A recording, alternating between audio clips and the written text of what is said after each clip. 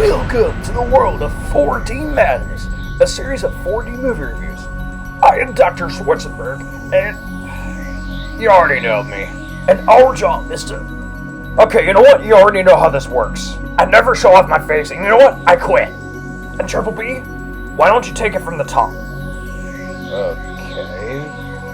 Well, we lost the guy that we never knew, but... Alright, yeah, I'll just take over. Well, enjoy our 4D movie review, I guess. And this is gonna go down in history for this movie, I guess.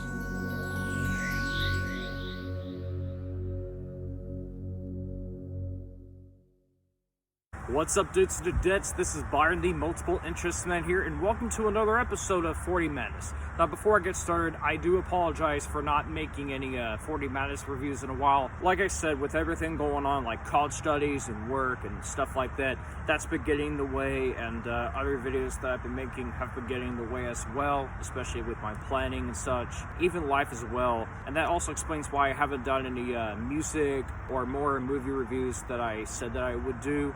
But like what everybody says, we have lives and I have a life.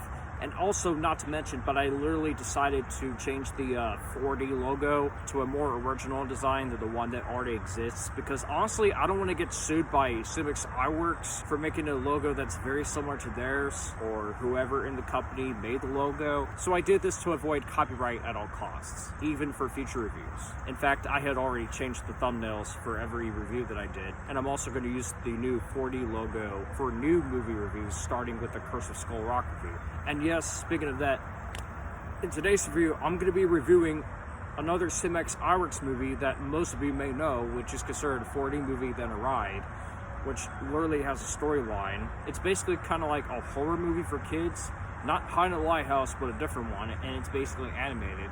It is also from the 2000s, and that is The Curse of Skull Rock.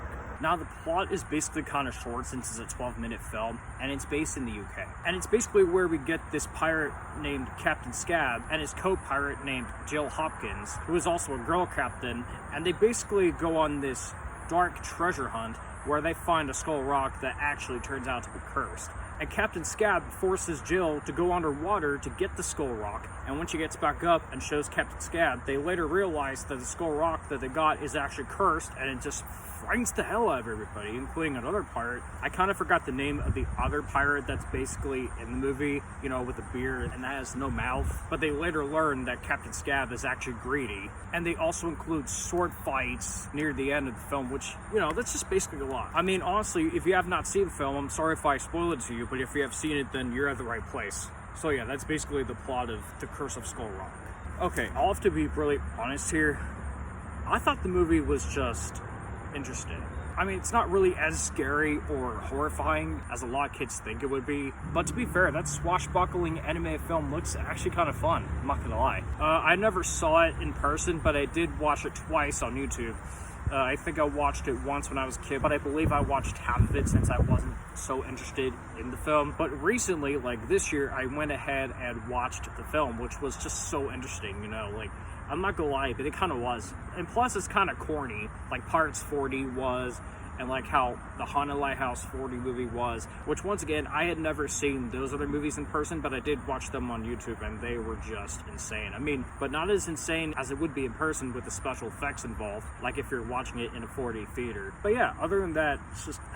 I don't have a lot to say about the movie, but like I said, it does look really interesting to watch, like as a movie itself, but not as a 4D movie itself.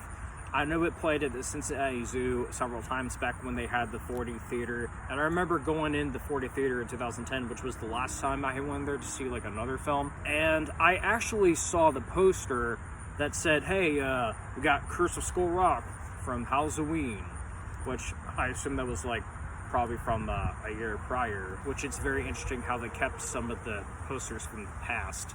I don't get why, but they generally did. But regarding the Curse of Skull Rock, though, I don't have a lot to say about the animation itself, but it doesn't look bad, but it is kind of kid-friendly, because, like, the CGI animation itself is just a little corny, kind of... It's not bad, although the storyline does make a lot of sense, and even the characters... I don't know, I mean, one of them's forgettable, others are just fine. I don't think they're as memorable as some people think it would, just the storyline itself and such.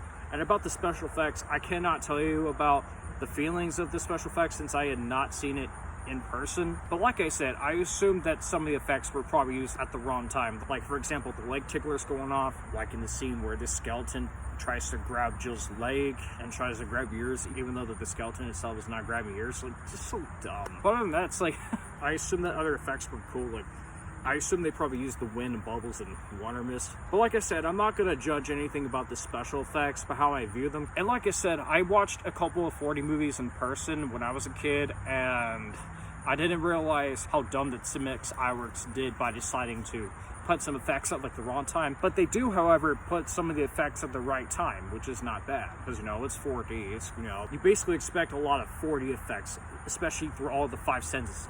You know, other than that, yeah, I don't have a lot to talk about, but the only rating that I'll give The Curse of Skull Rock is just a 3.5 out of 5. And like I said, it's not one of Cinemex Iwerks' best movies, although it was actually adored by many fans who love 4D in general. But honestly, by looking at it, it is corny, especially with some of the effects that they use. And fun fact, they actually use one of the suspense sound effects in the movie, which is actually the same one from iMovie. And it is kind of interesting to watch as an adult. Like, it's not really scary to you as an adult like it is to the kids, you know what I mean? But other than that, yeah, I don't have much to say, but that's just basically that. So yeah, that was just to prepare for Halloween. I'm honestly glad that I did this review in honor of Halloween this year. That's all I have in this video as well. I hope you guys enjoyed this review. Be sure to like and subscribe, and I will see you guys later. Until then, this is me, Byron, the Multiple Interests Man, signing off.